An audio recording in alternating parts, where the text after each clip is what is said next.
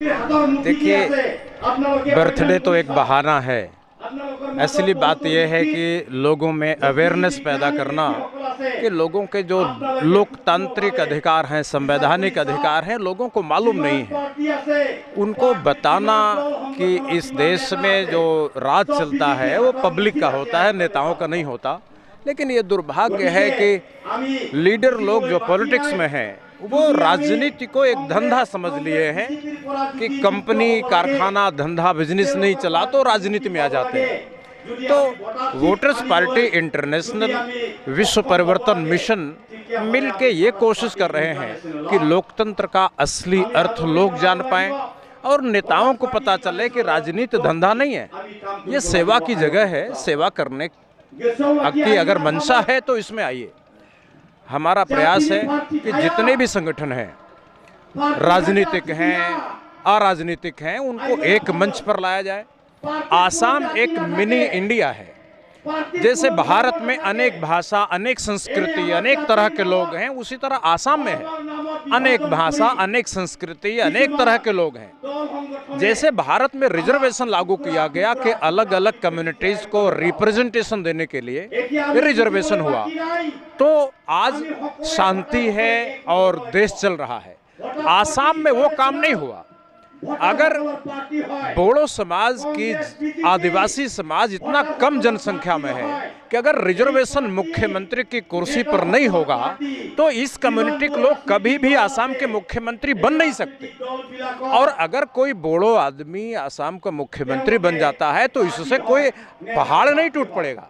इसलिए मैं कहता हूं कि एक बार आसाम में शांति आई है, वो शांति तभी बनी रहेगी जब यहाँ के आदिवासी समाज को, बोडो समाज को, यहाँ के मुस्लिम समाज को मुख्यमंत्री की कुर्सी के लिए 5 साल में 5 मुख्यमंत्री का इंतजाम किया जाए। और अगर मुख्यमंत्री की कुर्सी पर एक आदमी खूंटा गाड़ के बैठ जाएगा और हमेशा बना रहेगा तो आसाम में जो शांति आई है वो ज़्यादा देर टिकाऊ नहीं रह पाएगी। अभी जो हिमंत बिस्वा सरकार है, आप क्या बोलना चाहेंगे? हिमंत बिस्वा सरकार हिंदू मुस्लिम ऐसा कुछ एजेंडा? देखिए, हेमंत बिस्वा शर्मा साहब की सरकार नहीं है, ये सरकार मोदी जी की है। हेमंत बिस्वा शर्मा साहब तो कठपुतली है, जैसे बंदर को नचाएगा तो नचाने वाले की सरकार है। बंदर तो जैसा कहोगे, दिल्ली से जैसा कहोगे नाचने को, वैसा ही नाचेगा। तो हेमंत बिस्वा शर्मा को आसाम की दुर्दशा के लिए जिम्मेदार नहीं मानना चाहिए। असली जिम्मेदारी ये है कि दिल्ली में जो लोग पूरा देश बेच के अंबानी अडानी को दे रहे हैं और हेमंत बिस्वा शर्मा उनके एजेंट की तरह काम कर रहे हैं आसाम में। अगर रेलवे बिक जाएगा, हवाई जहाज बिक जाएगा, रोड बिक जाएगा, महंगाई आसमान पर चली जाएगी, 500 रुपये लीटर मिट्टी का तेल पेट्रोल हो जाएगा, डीजल हो जाएगा, लोग मरने लग जाएंगे, तो हेमंत बिस्वा शर्मा को क्या मिलेगा? मोदी को मिलेगा।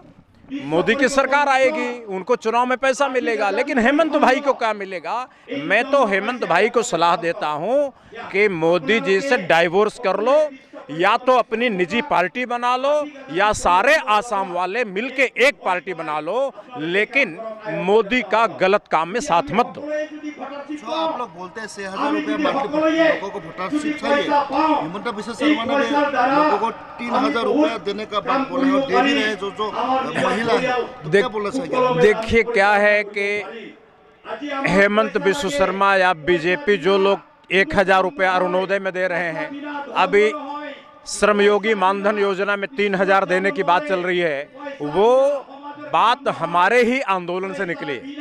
सबसे पहले देश में हमने आवाज उठाई कि देश का खजाना देश के वोटर का है, नेता का नहीं है। पहले ये बात माने नहीं, ये बात मनवाने में हमें 20 साल लग गए।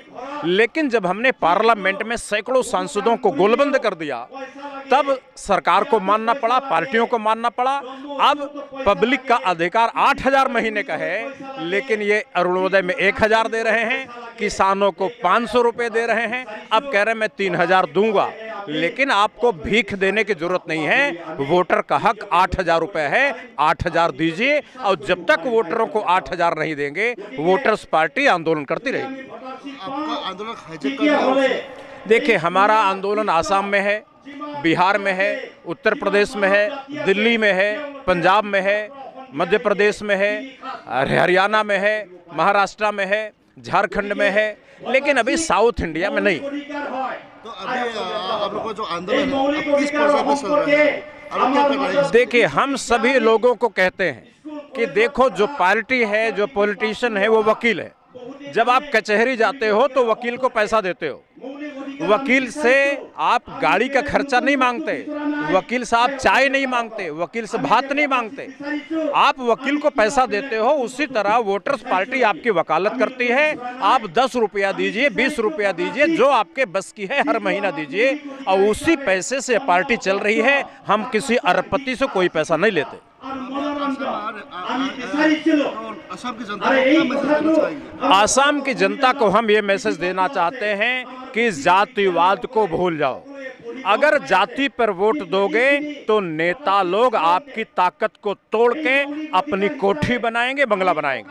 अगर जातिवाद को भूल जाओगे, वोटर एक जाति बन जाओगे, तो हर घर में पैसा पहुंचेगा, अमीरी आएगी, गाड़ी मोटर आएगा, बच्चे पढ़ेंगे लिखेंगे, हर गांव में समृद्धि आएगी और आसाम को दिल्ली बनने में देर नहीं लगेगी। 13 ফেব্রুয়ারি আমার ভোটার্স পার্টি ইন্টারন্যাশনালের পলিসি ডাইরেক্টর মাননীয় ভরত গান্ধীর 53 বার্থডে সেলিব্রেশন, আর এই সেলিব্রেশনের জৰিয়তে আমি ৰাইজক এটা আহ্বান জনাব বিচাৰিছোঁ। আজি তাৰিখত এতিয়া যিমানবোৰ ৰাজনীতিক আছে, এছাম সুবিধাবাদী ৰাজনীতি কৰি আছে, এছাম ব্যক্তিৰ কাৰণে স্বাৰ্থজনিত কাৰণে ৰাজনীতি কৰি আছে। ইয়াৰ বিপৰীতে আমি ভোটাৰ্ছ পাৰ্টি ইণ্টাৰনেশ্যনেলে কৈ আছোঁ, এতিয়া জাতিৰ নামত সংগঠন কৰা বা জাতিৰ নামত ৰাজনীতি কৰা বা ধৰ্মৰ নামত ৰাজনীতি কৰাটো সকলোৱে ত্যাগ কৰিব লাগে।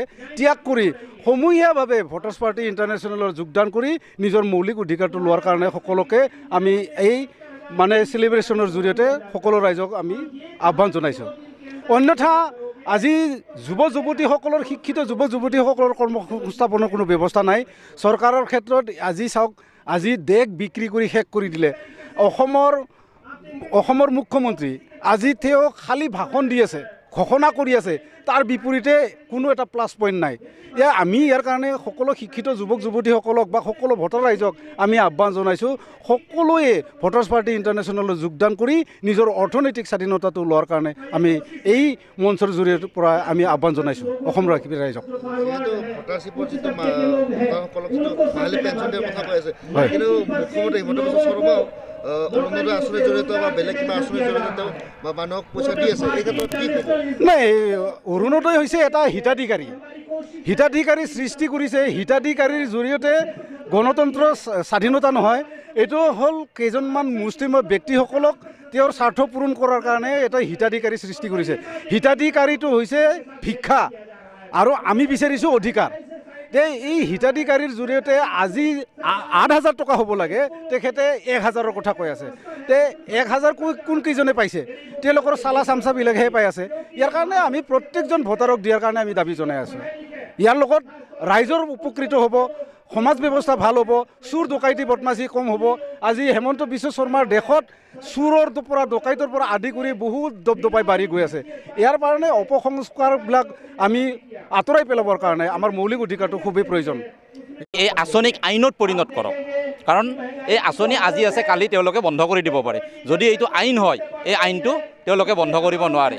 আমি বিচাৰিছোঁ যে আঁচনি বন্ধ কৰক, এইটো আইন হ'ব।